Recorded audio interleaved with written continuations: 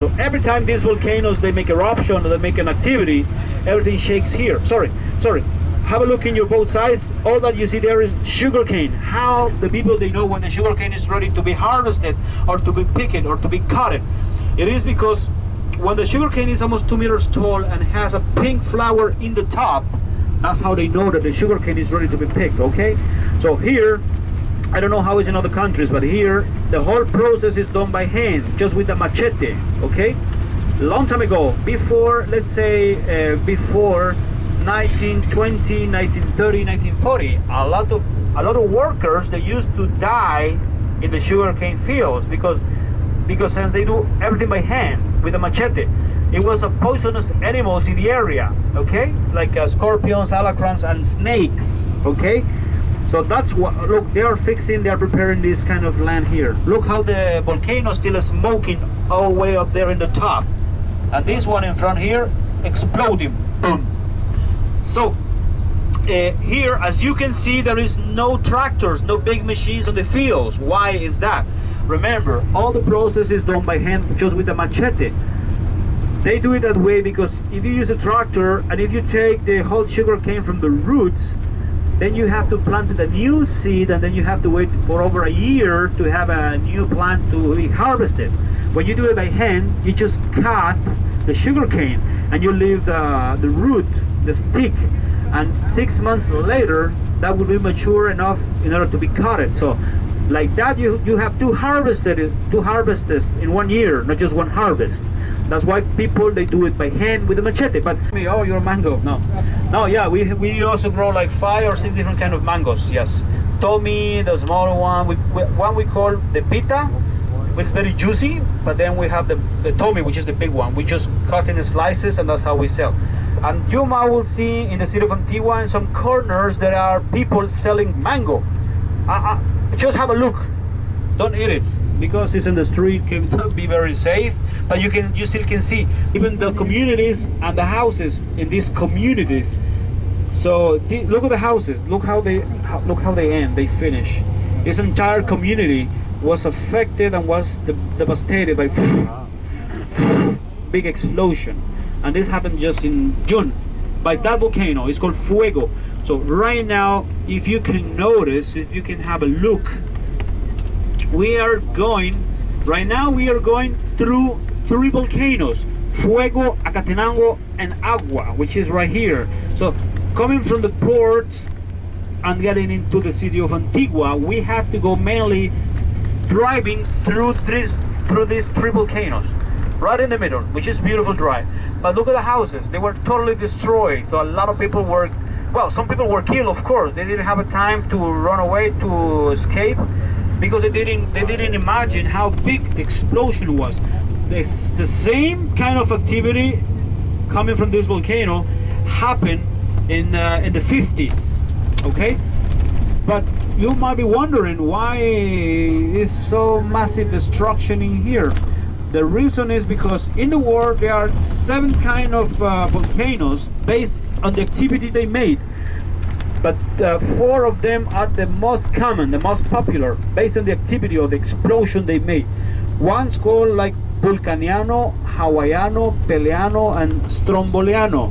In Guatemala, they're working, and the bridge, the main bridge that was right here, was washed out by this big river, magma river, or boiling water. At that time, because the people didn't know how dangerous the explosion will be, we can see videos on YouTube. People were standing here in the bridge, looking and making fun. Oh yeah, ha ha ha! Look, it's beautiful. Yes, big explosion. They make pictures, they make videos, they even make jokes like here. They never imagined that this comes so fast. Imagine 250 kilometers an hour. You go, when they say, oh, it's time to run.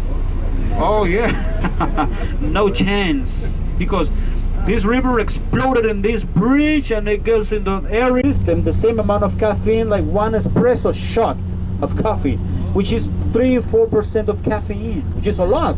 So I like to think that he maybe, I don't know, 10, 12, 15, and because it was the very first time that he has caffeine on his system, he was like that. That was the reason why he was so energetic, so happy, that he just grabbed the whole coffee plant and he come back to the monastery. And it was raining a lot, because the worst month for us for rain is September, because it's almost when the rain is almost finished or end is the worst, because come a lot of rain. So September of 1541, the capital was here, okay, because it was raining a lot. The volcano that you see in your right hand side, when it's clear, you see the water volcano. The real name of that volcano used to be Volcan Unapu, which is a Maya Cachiquel word. Unapu means bunch of flowers, or many flowers, because they used to grow a lot of flowers in the area. So that used to be the name of the volcano. But September of 1541, it was raining a lot, with a lot of wind, like a storm. So the air came from the north to the south. Sorry, my friend. Yeah, I'm sorry. So the air came from the north to the south. So a lot of rain, and it was raining for 10 days, non-stop, 10 days. So the volcano absorbs too much water. So in the day number 10 or 11, the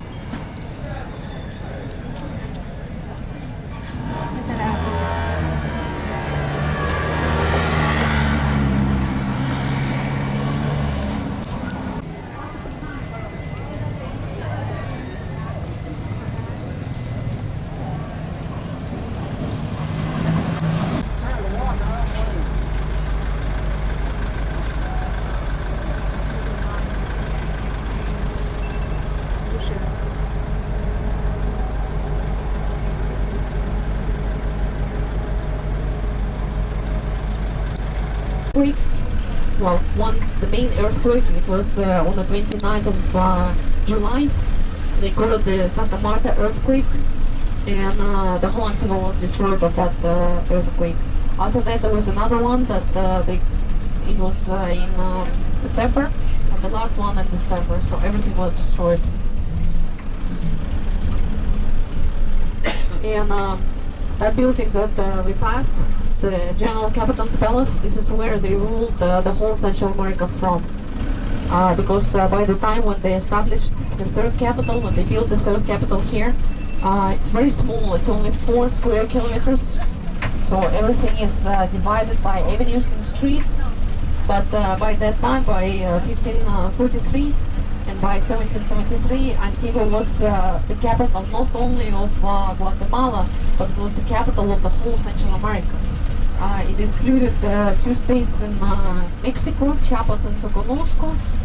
They ruled Guatemala, they ruled El Salvador, they ruled over Honduras, Nicaragua and Costa Rica. And the very center, or the very capital of all those places, it was here. It was from Antigua, Guatemala. That's why it was it's very small. It's only 4 square kilometers, but it's very packed. Because by 1773, Santa Marta earthquake, they had 36 different churches.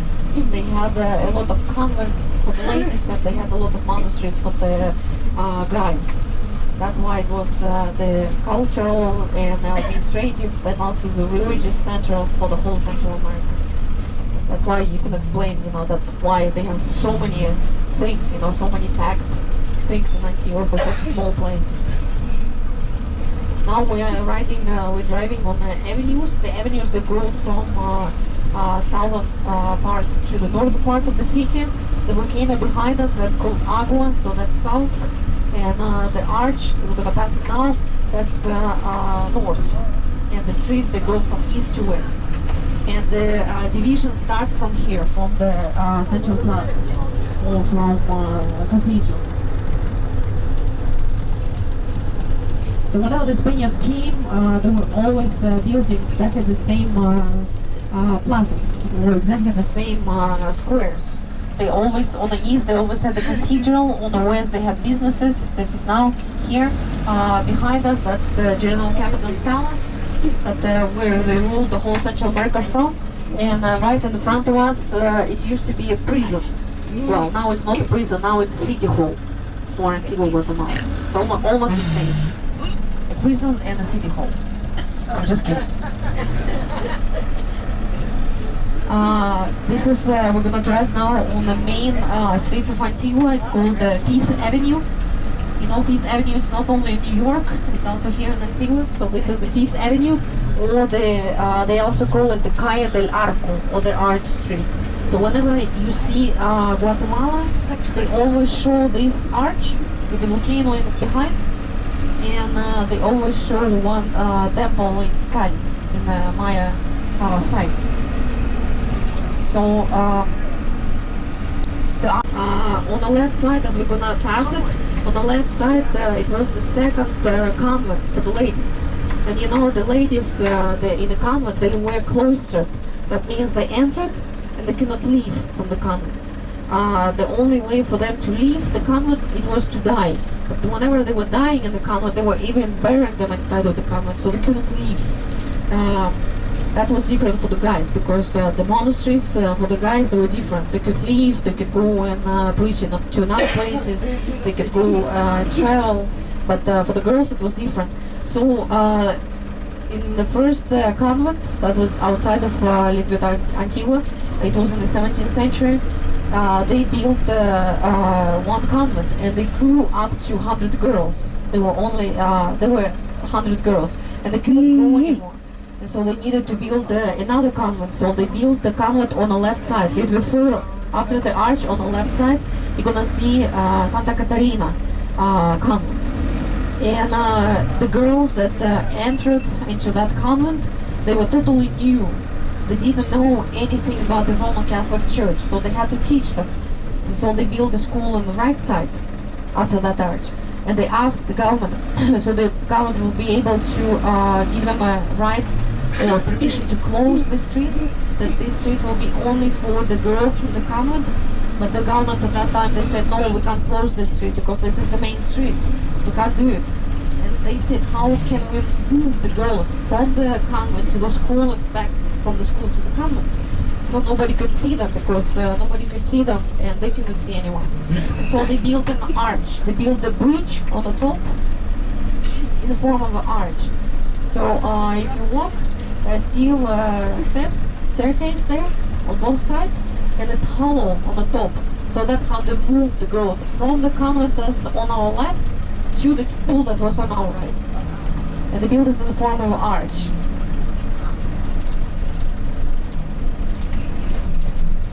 Arca de Santa Catalina.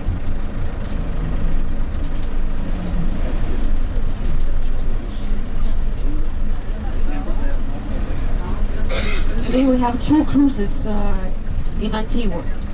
Imagine a lot of people, as you probably noticed.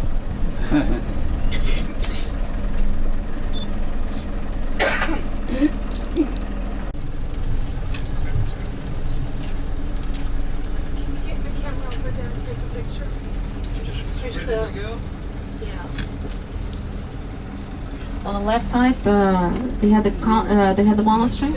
It was mainly used or take every day by indigenous people, and they are colorful because from the 60% that I was telling you that is represent my Guatemalan population, which is represented by indigenous. From this 60%, almost 40 to 45%, no, let's say 30-35% are illiterate. So it's a big number.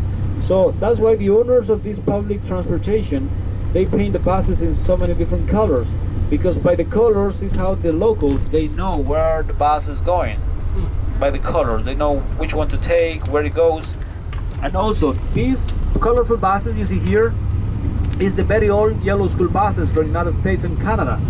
So Guatemalan people go to the United States and Canada, they drive all the way down here. When they are here, they cut like 3 windows from the back to make it smaller, because then these buses gonna go for long distances.